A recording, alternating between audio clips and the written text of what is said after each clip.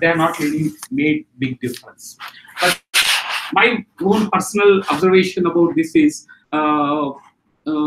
before the election years, the suicide rates are going up. Almost for 1 year, no one works on anything.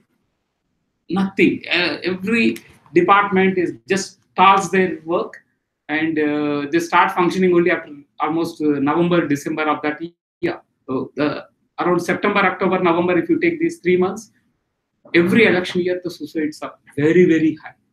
Almost every year, these 3 months, the suicides are very high. The Kharif harvest comes in, and Rabi sowings will be beginning. So the shock of disappointment, of lack of income, and to take up the next crop, lack of income. So that part is something which is very serious. To understand the nature of the crisis, a couple of other numbers which we also need to think through.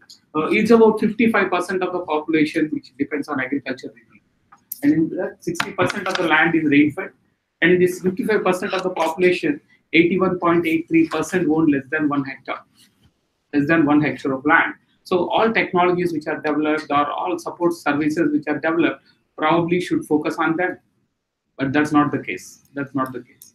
And in that, only 7% own. Even if you look at the total population, it's only about 7% who own more than 2% of the 2 hectares of the land. Only 7%. And in 1992, if you take the average rural household, the small landholder was 1 hectare. And today, if you take in 2013, it's 0.59 hectares. So the size of the land holdings is coming down. One of the reasons being, as the indebtedness increases, they have to sell off part of their land. Second, as there are no other opportunities, people have to share whatever they have. They have to break it into pieces and then start working on that pieces of land. And the top 4.9% of the farmers control over 32% of the land. There is also land consolidation happening on a very, very large scale. Lands which are over 50 acres, 100 acres, while still land ceiling is there in the country, the large land holdings are also happening. And about 100 million, or 56% of the rural households don't own land. Either they are agricultural workers, but many of them are not full-time agricultural workers. So partly they are tenant farmers also. And there is no mechanism of identifying them. And in the situation where there is no mechanism of identifying them, they don't get access to support services, credit or insurance or many other services. So they have to depend on the money lenders, and all that goes on. All the subsidized loan which government gives goes to the landowners. When it comes to the incomes, on average, that 81.83% which I talked about, who cultivate on less than 1 hectare of land, their income on average is around 5,000 per month, and their expenditure is more than 6,000 rupees. And that's where actually the crisis increases. And again, when that is at the national level, all India average is around 96,703 annual income. But if you look at Punjab, it is 2,17,000, whereas Bihar is 44,000, and Telangana is around 86,000. The diversity, if you look at, that's a situation. That's an average income at the state level. But if you go to the district level, it will be much more. In 2014, Government of India came up, the current government came up with a plan of doubling the farmers' income in 7 years. In 7 years. So from this meager incomes to just double. So from 5,000 rupees to become 10,000 rupees at the national average, they will wait for 7 years. And even if you calculate if government has a good intention and they would have done a good job, annual growth rate should have been around 15 to 16%, even to reach that. The governments to make it public. And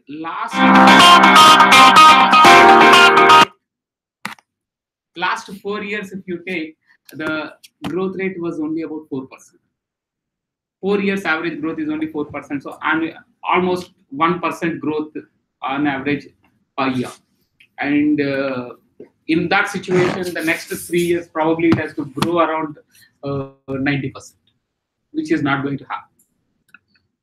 And till date, from 2014, almost 188 workshops have happened on how to double the farmers' income, and that from 5,000 to 2,000. Probably the amount of money which is invested on that would be much more than the income which farmers have gained. And the discussions are all around how new technologies can be brought in, rather than looking at how do we address and how do we look for solutions which are already available within the country. That they are not looking at. I think that's where the problem lies. And many times, if you look at many universities, when they organize these workshops, they're talking about it's a very ambitious target of doubling. What, to make 5,000 rupees to 10,000 kind of thing. Going by any norms of minimum living standards, it should have been around 18,000 rupees today.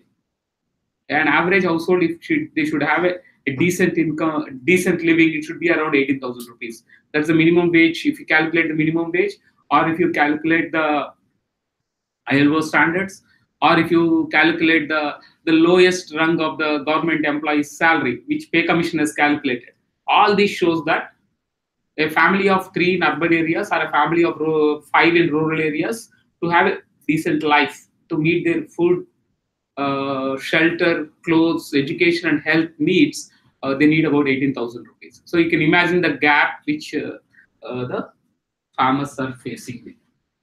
And again, if you look at that 5,000 rupees which I talked about, also is a basket of income. It's not just from the cultivation alone. It comes from a combination of wages, cultivation, livestock, and non-farm businesses.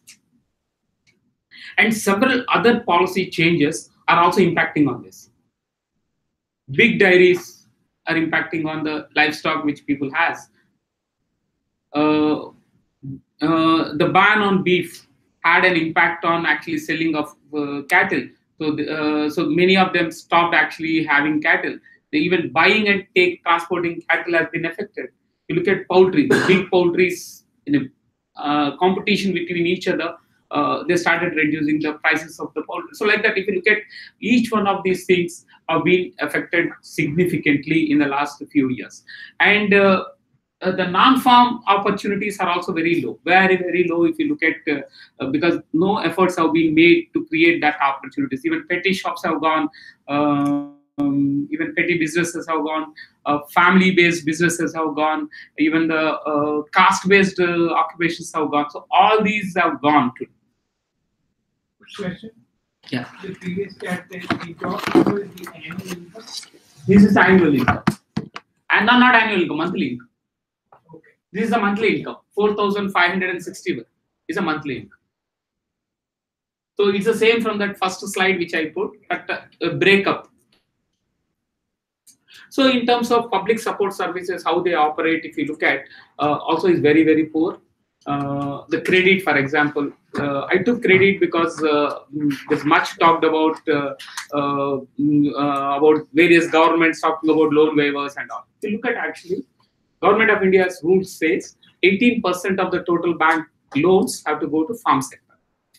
18%. And today it is only 12%. It is only 12%. And within that 12%, where it is going, if you actually break up and see, much of it actually goes to the urban areas. 5 cities in India gets about 48% of the total agriculture credit. Just 5%. And none of them have a single farmer who cultivate. So in the name of farming, several others gets benefit out of it. And the RBI's own data shows that small loans below 2 lakh limits is coming down. Big loans above 5 crore, 4 crores, 5 crores is increasing. Farm loans in the name of farming. So that's something which is very, very significant happening. And even today, farmers cooperatives, when they try to access credit, it's very low. So 9 lakh crores is what they are talking about as the farm loans. But what actually reaches to the farmer is very, very low. And when access to loan itself is very low, talking about loan waiver makes no sense. Literally, it doesn't make sense. Government should have actually tried out loan swapping rather than so private loans could have been swapped with the public loans. They have not done that. And much of the beneficiaries of loan waiver are the urban people who own the land. Many of them may not be even practicing the agriculture. So this is across the states, the average loans, which again this is the National Sample Service data. On average, farmers in Andhra Pradesh has about 1,27,000 crores, 1,27,000 as the outstanding loan, and Telangana is around 96,000. So that's a kind of indebtedness which people have. And in a situation where they don't own assets and when there is no other opportunities to earn income, that's what is pushing the people into the crisis and then ultimately taking away their lives. How difficult is it for like a group to audit the loans that are given out by public sector banks and try and figure out to whom these loans are going to and what's being done by? Yeah, there's nothing like a social watch kind of thing, because the data access is very, very low. Data access is very, very low. Only data which is available is the RBI. Whenever it releases report, it does about after 1 year or 2 years kind of thing. And somehow bank loans are seen as a personal data, and bank loans is seen as a personal data, and it doesn't come under RBI. So I cannot actually put in an RTI application and say whom you have given loan. So only when you go and inquire in the villages, you see that none of you have got loan. Many villages we see the loans are not there. So when we actually look at the bank-wise, that comes up. So RBI puts out data looking at urban and metropolitan banks. We have seen in Telangana, there is around 17,000 crores which is annually given as a bank loan. 17,000 crores as given as a farm loan. Crop loan, I'm talking about only crop loan. Again, I'm not talking about other loans. In that, more than 5,000 crores goes to Hyderabad. So almost 1/4 of it. And again, in giving that money to farmers also, there will be number of restrictions. They will say whether we have a patta, padar, passbook, and then number of those things. And when we are trying to get tenant farmers to access loan, very, very difficult. And 4 years back, not 4 years back, 5 years back. 5 years back, government of Andhra Pradesh started what they call as loan eligibility card. Loan eligibility card is essentially, no, it's called loan eligibility card, but the act is called as a licensed cultivator act, which by itself is a misnomer. So they identify a tenant farmer and gives them a card, an identity card, which they can use to get access to loan. And the law says this card cannot be used to claim that you are a farmer for any other purpose except credit, so that tenant acts will not be affected. So the fear is that tenant farmers may claim, because tenancy law says if a land is not cultivated for more than 12 years by the landowner, it can be taken away. So that's what tenant law says. So to bypass that, this is a condition which they have put in, and that had no impact at all. So entire Andhra Pradesh had 25 lakh tenant farmers, and today, if you look at how many farmers have got loan, even cards were issued to less than 5 lakhs, and in about 1 lakh farmers got loan. And Telangana situation is much worse. Telangana had about 15 lakh tenant farmers, and today, this year, 2017-18, only 6,000 farmers got credit. 6,000, the 15 lakhs got access to the credit. So that's the situation. Coming to the costs, India follows a very a weird system of costings. In 60s, when they started the Green Revolution, to assure farmers prices, they started what they call as a minimum support price. They call it as minimum support price. Technically, minimum support price means if the price falls below that, government will ensure you that they will buy, and if it goes above that, you can sell. Is what, right? Anyone who reads minimum support price, that's what it should mean, but that's not the reality. Government buys at that price, and there was levy till 2 years back. Levy means government, anyone who buys that, 75% has to be given at the price which is determined by the government. And they have taken out levy, I think 3 years back or so. Till then, the levy was also there. Even taking out the levy, If you look at the way these minimum support prices are calculated, they don't take into account all costs of cultivation. They need to take into account all costs of cultivation. Then there should be a little bit of margin added to that, and a price has to be fixed normally. Many times, what happens is the cost of cultivation calculations are wrong. They don't take into account all costs. If the land is owned, the land cost is not taken into account, and any capital goods, that cost is not taken into account. The farmer own time is never calculated. So all that was the problem. So in 2005, when Government of India had appointed a commission, the Swaminathan Commission, they suggested cost plus 50% should be the norm. Cost plus 50% should be the norm. And again, cost plus 50 means costs are calculated very, very differently. So there is a cost number called A1. A1 includes only the paid out costs. There is a cost called A2, which includes cost plus rental value of the land. It's a C3, which includes family labor and even the interest on the capital goods they have, like that. So if you look at different crops, what is the cost and what is the state estimation of the cost, and then what is the CACP estimation? CACP is the Commission on Agriculture Costs and Prices. Again, this is an interesting thing. At the national level, they calculate and they make it into an average. So CACP also calculates what is the cost state-wise. State also calculates what it is at the state level, and there is a big gap between the two. And till date, from 65 to till date, they are not resolved why there is such a gap. If the center calculates that the cost is 1484, if you take all costs inclusive, if you look at the paddy case, state estimation is 2158. What we noticed in this is these costs are at the state level are estimated by the Agriculture University. The costs are estimated at the Agriculture University, and the other one is done at the department level, and there is no coordination between the two. There is no coordination between the two, and finally, when the states asked for a price, if you look at Telangana state estimated that 2158 is the total cost of production, and CACP estimated that it is around 1495, and the states are asked for about 4136 as the price, but the price given was 1550.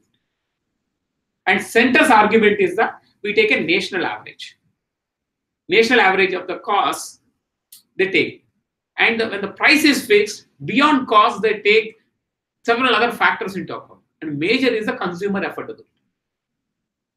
And who are the consumers? Who are the buyers? If you look at actually the major buyer in the country is the government.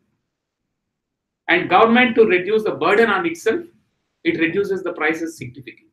And that reduction is not subsidized, and it is passed on to the farmer.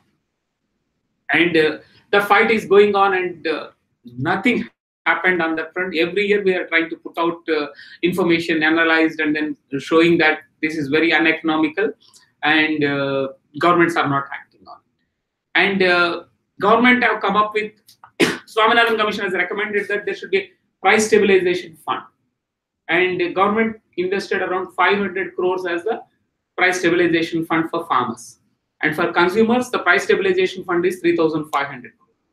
So all government interventions on prices is when the price goes up in the market, not when the prices goes down for the farmers.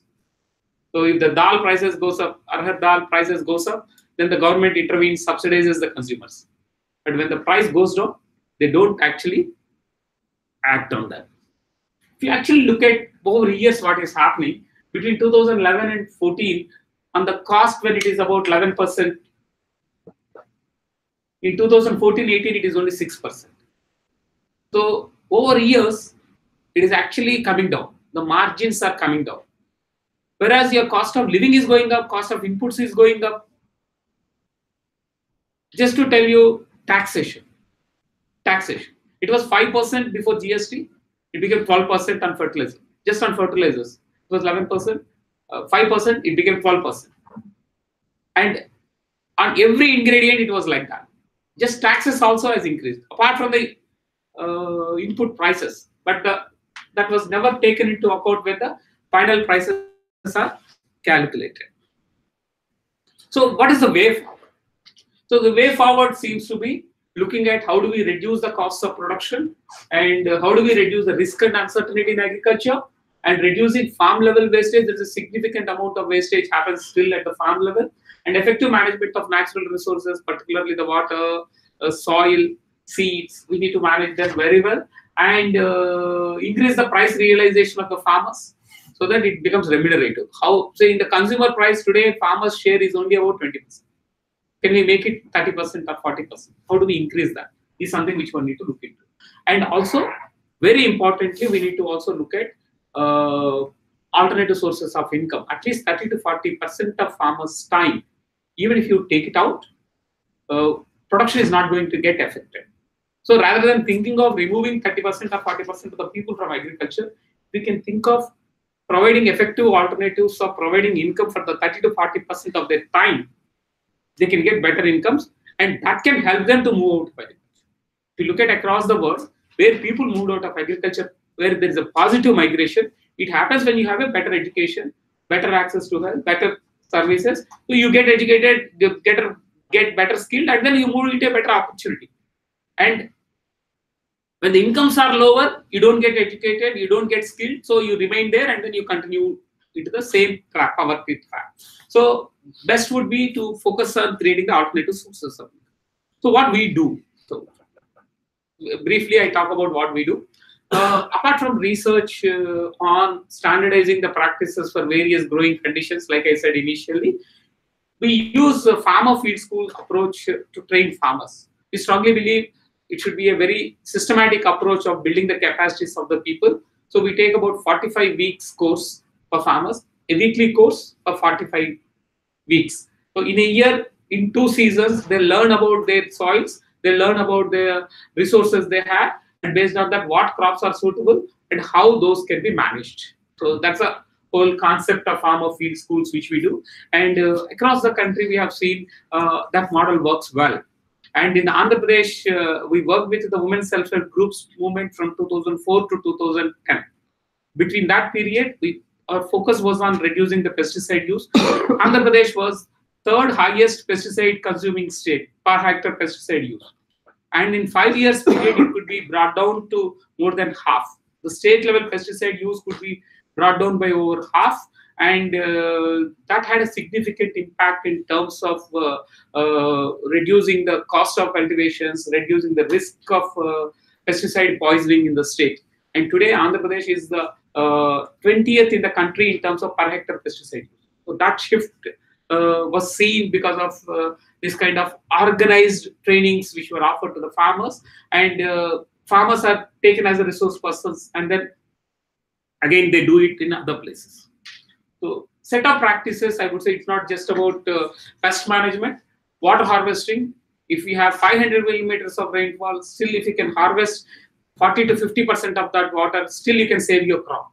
Unfortunately, the Indian water management system, so if you look at the watersheds or any other things, are not based on our own rainfall system. We follow the watershed systems which are designed for the torrential rainfall zones, like Californian watershed program is what is implemented in India. We actually should think through with the monsoonal rains and the kind of soils you have, what kind of water harvesting systems are required, and that works really well if you can actually plan it out well. Similarly, when we are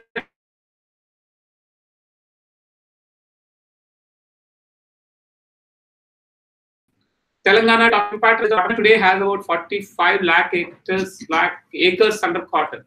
Not even 12 lakh acres are suitable for cotton. So obviously everybody knows that around 20-30 lakh acres crop fail.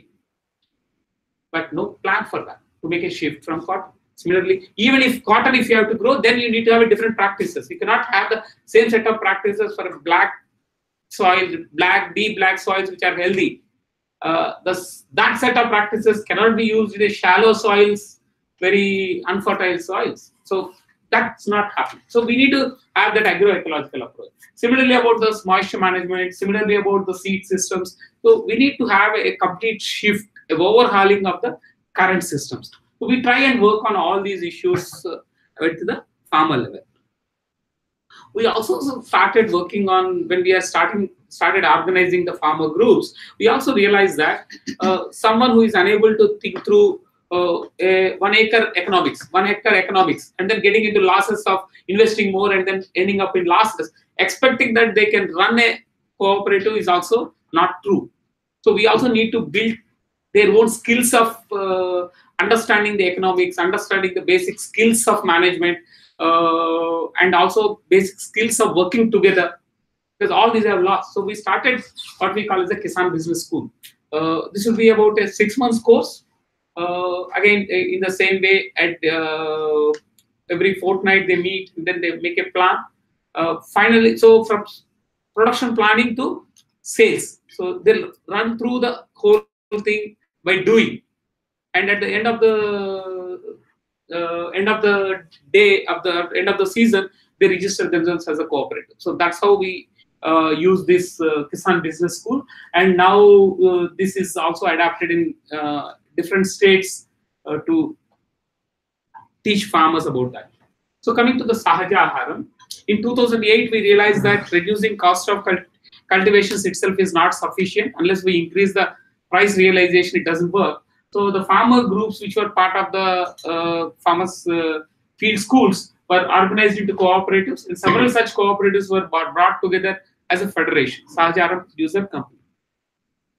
And we created some kind of infrastructure facilities as a hubs between 4-5 cooperatives. So 5-6 between 4-5 cooperatives, we created storage facility, processing facility kind of thing, where the grains can be brought in, and then or the vegetables can be brought in, and then can be aggregated and sold. So the middlemen whom we always talk about, middlemen also perform some functions.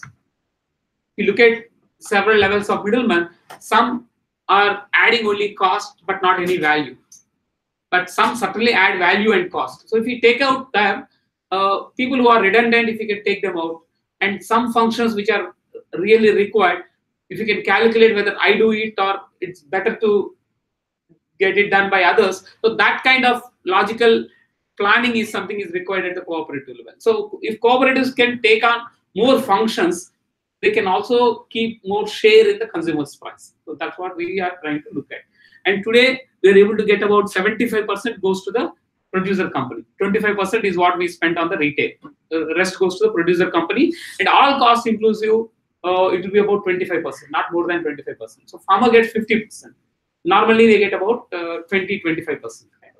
We work on millets from seed production to the final products. We make a lot of products out of it. I'll show you what kind of thing we do. We also started working on seeds. It's not only about production, it's also about a system of sharing between people, which is essential, because the people are seed is becoming more and more exclusive property. Written and unwritten rules do exist. People don't share seed with others, fearing that others will get rights over it, or companies have rights over some of the crops and then they don't allow people to share. So that's the kind of thing. Or there are technological problems, technological control which is introduced, like hybrids. So even in crops where you don't need hybrids, like paddy, for example, rice, you don't need hybrids because it's a highly self-pollinated crop and heterosis is very low. But still hybrids are pushed because companies can have a control over that. Maize you can understand because it's a highly cross-pollinated crop and heterosis is very high. Hybrid do perform better than the variety. Whereas in paddy it doesn't. In red gram it doesn't. In many of the oil seeds it doesn't.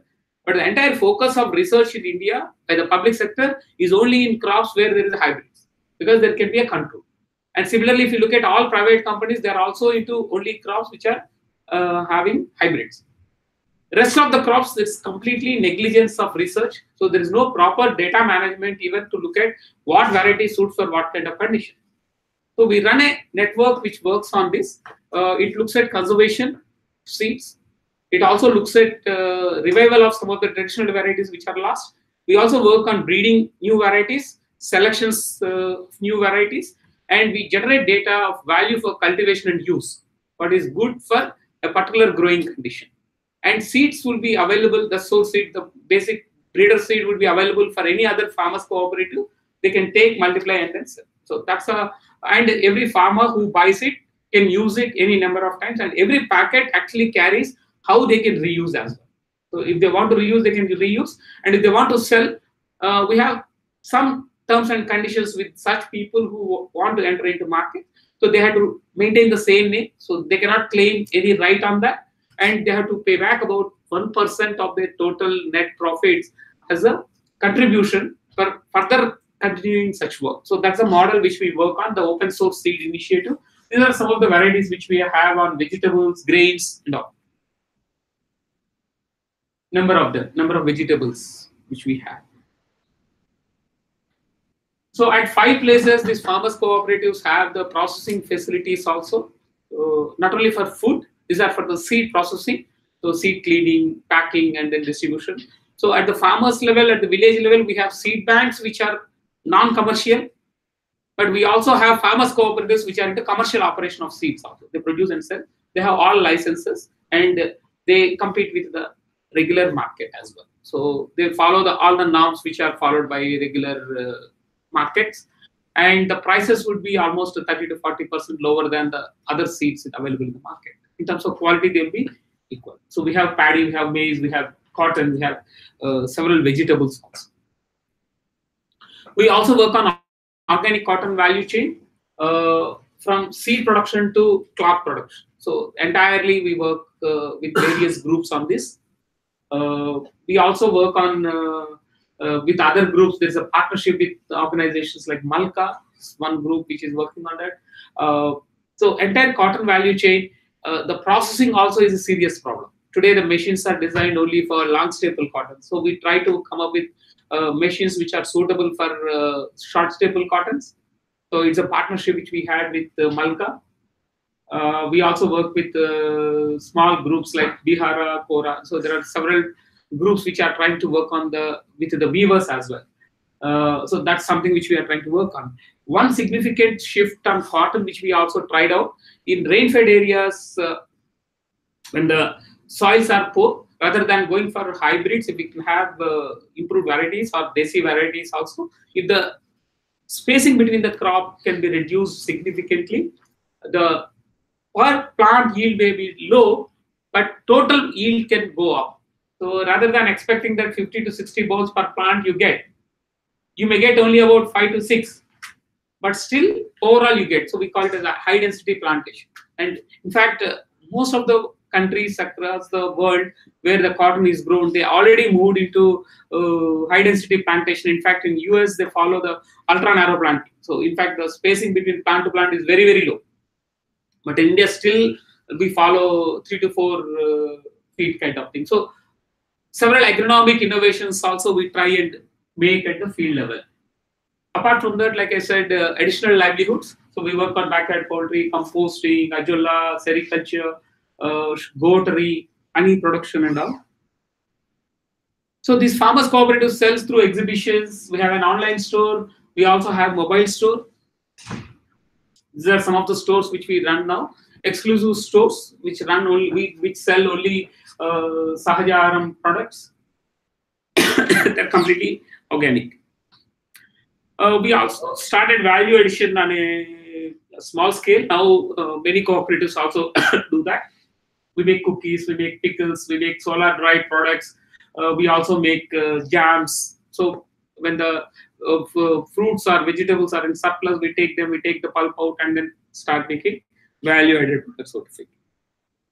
This is the Kisan Mitra helpline which we are running. We also have partnership at the district level with the district administration, where we can get people to resolve some of the issues. So the idea is not only about helping farmers with information, but also passing on to the district administration and get the issues resolved. So in a couple of districts, we also have that kind of access with the district administration. We publish a lot of books. We also run an online portal called Krishi.tv. There are a number of videos in various Indian languages on production and also on the public policy issues, which can be accessed. There's also a mobile application which can be downloaded. We also work on IT support services. Currently, we have one application which works on problem diagnosis at the field level. And if the person working at the field or the farmer cannot identify the problem, they can take a photograph and send it to us. And information is already available in the phone. And if they cannot identify that through the cues which are given, they can get back to us. So it takes crop, the plant part, and the location data, and it sent it to us. So that's something we are working on. We also have an ERP solution for the farmers cooperative so that they can manage their data. So that is also available. And we are working on a hire application where labor or farm machinery can be hired at the cooperative level, and finance management. And the Kisan Mitra also, we are trying to bring it as a mobile application where it's not only about the help which we can provide or the government support services available, but also a crowdsourced information about how they are performing also is important. In terms of, like, say, anyone can put out information saying in my mandal, in my block or my village, only 10 people got credit, or in my block only 2 people got subsidies on say drip system, but the government may be claiming much higher. So we are trying to get this both information together and put it out on that. In fact, one of the things which brought me here is also we made a film putting all these information together. So many times what happens is when we are trying to put all these things together and explaining to the people, it becomes very difficult to put the complex situation in front of the people. So we started working on making a film. This is a 2-hour film. It's called Mitti. It's made in Hindi. Now we are making it into other Indian languages as well. It talks about the whole crisis and then how people can get out of the crisis, how people got out. It's based on the real life stories. A village in Maharashtra, it's called Dorli, where farmers have put up the village for sale. After they ended up with indebtedness and the bankrupt, the village was actually put up for sale in 2005. And we started working with the village in 2006, and today all farmers are back to farming. They could repay their loans, and they are farmed into a producer cooperative, and then there's it's also another village where farmers completely become organic. That's called Enabavi, which is around 80 kilometers from Hyderabad. So it's a story of 2 villages, how they worked on. And it also touches upon how the regulatory systems fails, how markets fail, so how credit system works. So all these issues were touched upon the movie. Probably AID will be screening this movie soon here. We did this screening in 10 cities in US in the last 10 days. We also are doing it in India across the country. We also are going to bring it online soon. For our work, we got several awards in the last few years. The Best Rural Innovation Award, when the World Bank's Best Rural Innovation Award, the last 2 awards, CSA won it both in Bihar and Maharashtra. We are a not-for-profit organization. We run with donations. About 30% comes from the individual donations and the charity organizations and the funding organizations like AID. Rest we actually raise from the consultancies which we do. So that's a mix of work which we do. Many times for the innovations which we try out, that's a difficult. For many of the projectized work is much easier, but when you want to try out innovations, it's extremely difficult. So there actually we try out to get as much innovations, as much individual donations as possible. And also the public policy issues when we are trying to work on, always governments trying to arm twist. So we try to have as much as individual donations as possible, which can help us to move forward. Thank you. These are our websites and these contacts.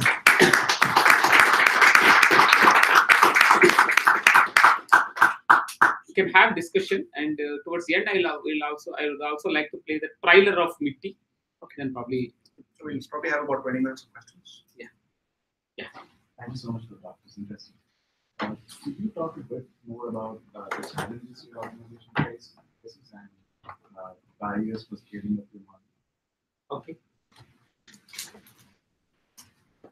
The major difficulties is the mainstream not accepting the alternative models. So the public institutions, the research system, Department of Agriculture not accepting this. Still they feel this is not viable model.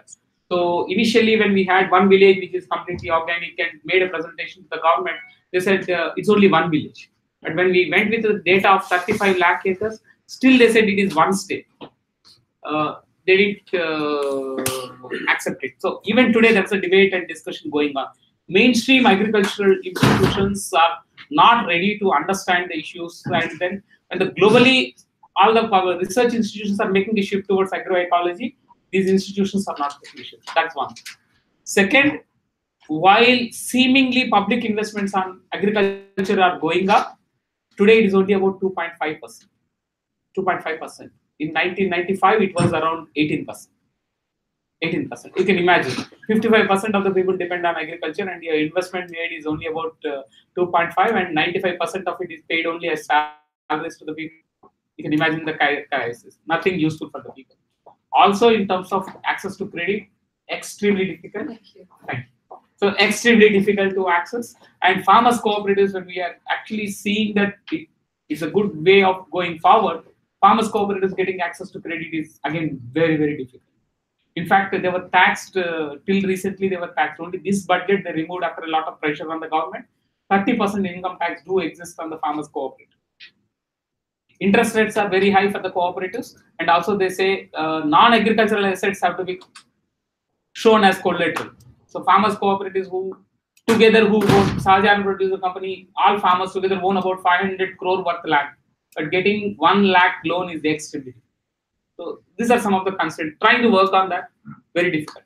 Working with the governments, some places doors open, either by a good bureaucrat who is convinced, or by a pressure of lacking any other alternative, they open, but suddenly they are transferred.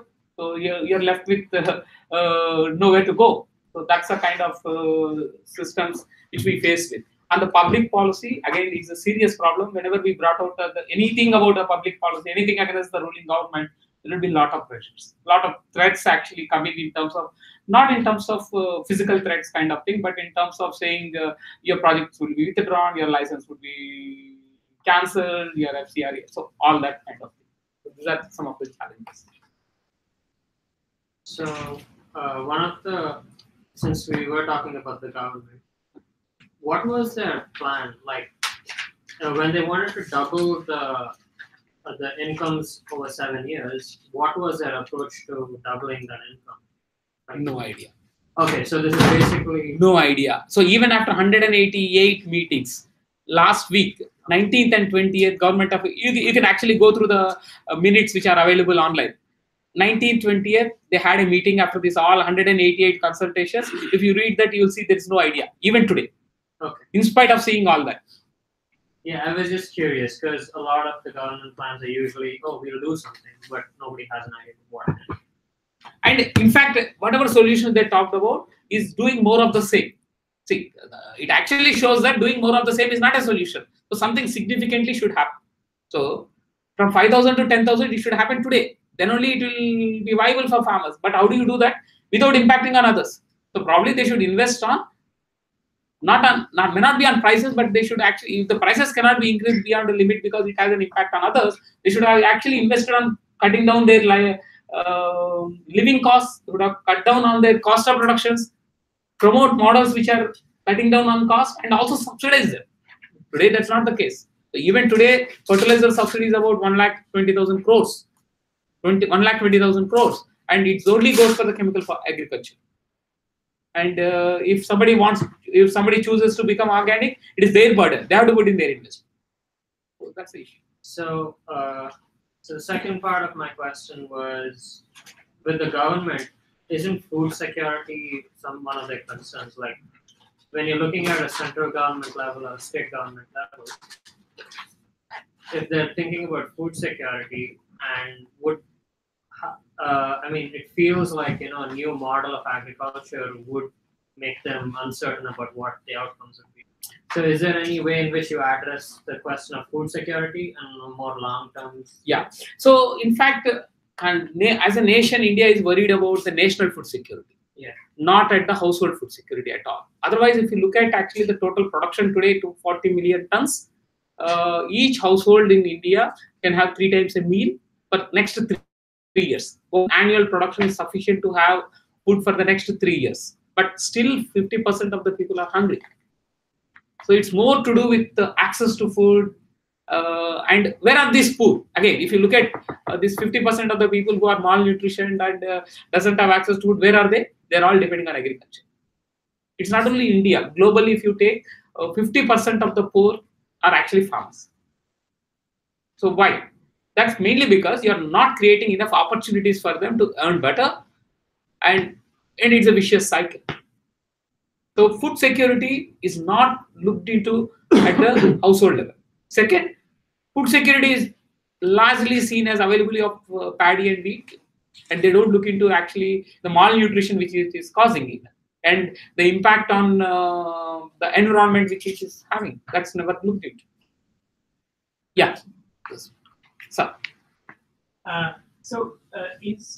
Is your approach mainly focused on organic farming, or is it sort of this some kind of a natural farming? Or See, the problem in India is people go with labels. See, we actually call it as agroecological approach. There could be different schools of thought. What works for that particular situation is important. The knowledge base may come from natural farming. It may come from modern science as well. So we, irrespective of the source of knowledge, we try and integrate everything. So we do our own and all. So we don't label it. So some practices may be natural farming practices, some may be biodynamic farming practices, some may be modern agriculture's IPM practices. So we pick up everything which is good. See, one of the problem in India is also identity-based wars. So natural farming people don't talk to organic farming people don't talk to sustainable agriculture people don't talk to modern farming. So that's a kind of thing. Can I ask a follow-up question? So in this 35 lakh hectares, that was a 2010 story. Okay. Yeah. Or subsequently, do you record the yields before, during, and after the transition? Yes. The data of 2005 and 10, that data, 9 lakh farmers data was followed up and it is available online. That entire data is available. Okay. And now Andhra Pradesh government is coming up with another large program. They're calling it as natural farming. And that's going to take on entire state by 2027. So this year it's starting around 5 lakh acres, but it will move on to the entire 55 lakh acres in the state. That's our whole plan. And in that we are targeting to have data of every plot. So all farmers' plots data is going to be captured. And the Andhra Pradesh government is also tying up with various institutions across the world. ICRAF is involved in that. UNEP is involved in that. So we are also trying to write to several universities across the world to involve in the program, so that kind of live data from several farmers is extremely difficult to get. So that the live data of transformation, if it is recorded, that will be good for the science to grow, and also it will be good for the public policy to change. So one more question. Okay. Yeah. So one more question, but please, let the others. No, let others. I can ask them. Yes, please. Thank you. My name is Megha. I work at MIT, and smallholder agriculture is one of the major focus areas for my lab. So I was wondering, do you do any studies or projects in collaboration with US universities? A couple of things were done earlier. Particularly, the students come and do their work. So many students, around 12 students, have done their PhDs on the work which we have done. Okay. All the theses are available on the website. So that's something which we were doing it. And currently we have a couple of projects which are going on. We are trying to look at the climate, the ecological footprints of food, how that can be measured. The idea is to label them. So we have a partnership with a European university, Norwegian university. In partnership with Norwegian university, we are also running a course on agroecology, how as a science we can understand this whole process that we are trying to work on. With a university in Australia, Monash University, which is based out of Melbourne, we are working on the markets part, trying to look at the learnings from that. So with various universities, we do have collaborations. We'll be very happy for any collaboration with any institution. In India, it is extremely difficult to get partnership with universities. Very difficult. Ramu, you had a question, please. So you mentioned this is sustainable agriculture, right? Does that mean you're looking at soil health Yes. and trying to make sure that Yes. it's Yes. getting Yes. better over time? Yes. So are you convinced that your methods then can scale, meaning by area to Yes. other states, Yes. and also last for a longer time? Yes. What do you need to reach that larger success? Two things. One is about if say entire state of Andhra Pradesh. If you're talking about making a shift, see the shift towards more sustainable production. We're talking from a soil point of view. Depends on the improving the soil organic matter. Significant improvement of soil organic matter. And in a condition where the plots are very small, augmenting such biomass is extremely difficult. So one is whatever is available, how do efficiently we use, and how do we create a model where that additional biomass can be catered to. So that is something which is required. Today the problem is it is not very economical to do that. One of the very classical case in India is the Punjab stubble burning.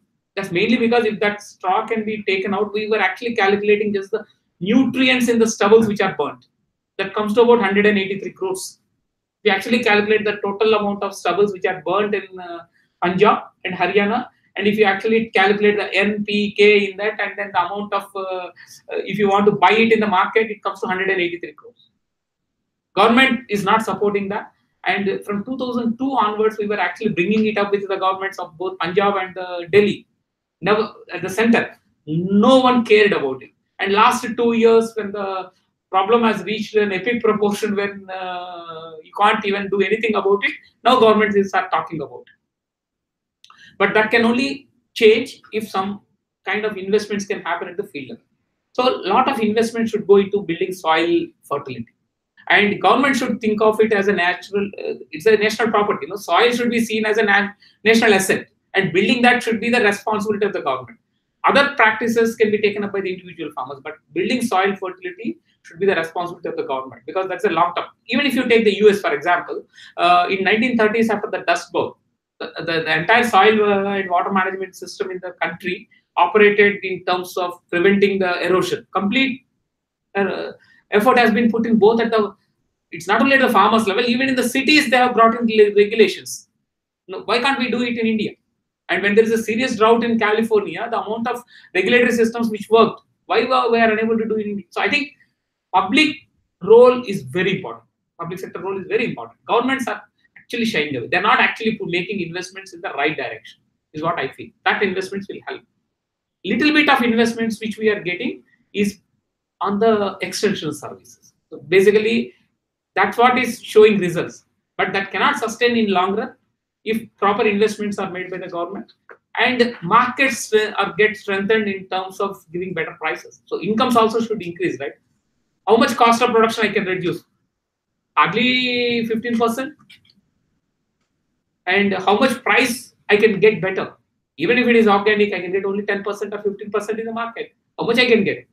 So these two will not help in increasing the incomes unless government also steps in. So I think the role of government is very important. So public policy in terms of where to invest is something which one need to look into. Thank you. So, Yeah. I wanted your views on MSP. Looking at your slides, what I understand, I can be completely wrong, is this that farmers are really not benefiting from the MSPs which are set, but it is with the point of view of consumers that they should be able to buy food. Okay. If that is the case, like, do you think if in a scenario when MSPs are not set, farmers would be lesser in trouble, or consumers would become more in trouble? Because the other statement which you also made is farmers are the ones who are not getting enough food. So actually, if looking at both of this, I feel you should abolish MSPs. Yeah, see, we need to reconsider MSP is what I would say. See, the problem today is there is a problem in setting the prices itself. They are not taking all costs inclusive. So the minimum support prices are not set as